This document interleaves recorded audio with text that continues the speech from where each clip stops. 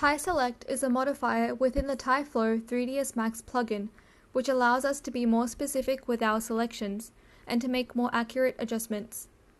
In this case, we will be using tyselect to create different levels of chamfering for buildings of different sizes.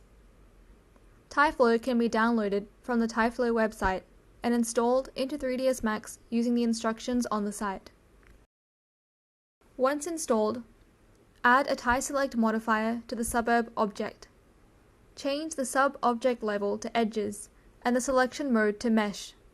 Then go into top view. We want to select all the smaller buildings to give them a different chamfer amount than the larger buildings. To do this, go into the Create tab and choose Shapes, then Splines from the drop-down, and then Line. Set the initial type to Corner. Draw a line around all of the small buildings and close the splines.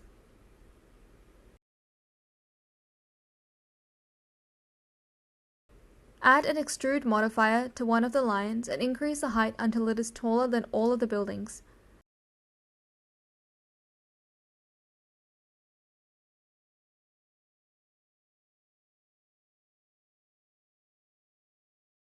Drag and drop the Extrude modifier onto the other line.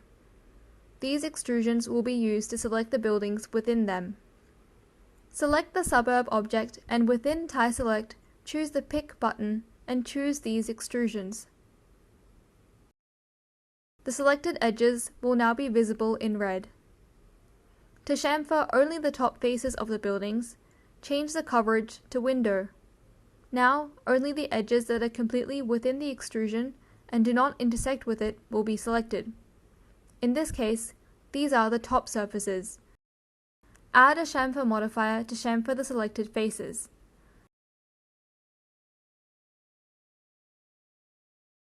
Change the chamfer amount and increase the amount of segments to make it more smooth.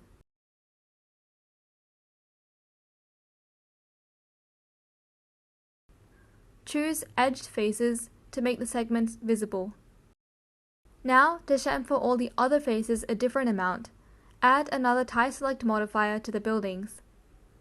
Change the sub-object level to Edges and add another selection to the selection list below. Change the first one to Mesh. Pick the extrusions from before.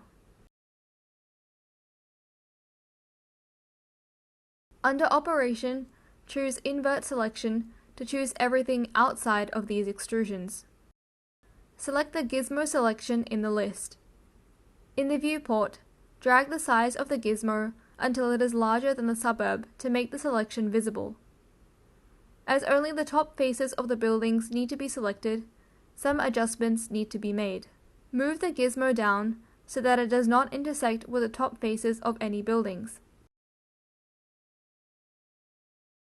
Then change the operation to Subtract to select only the top faces.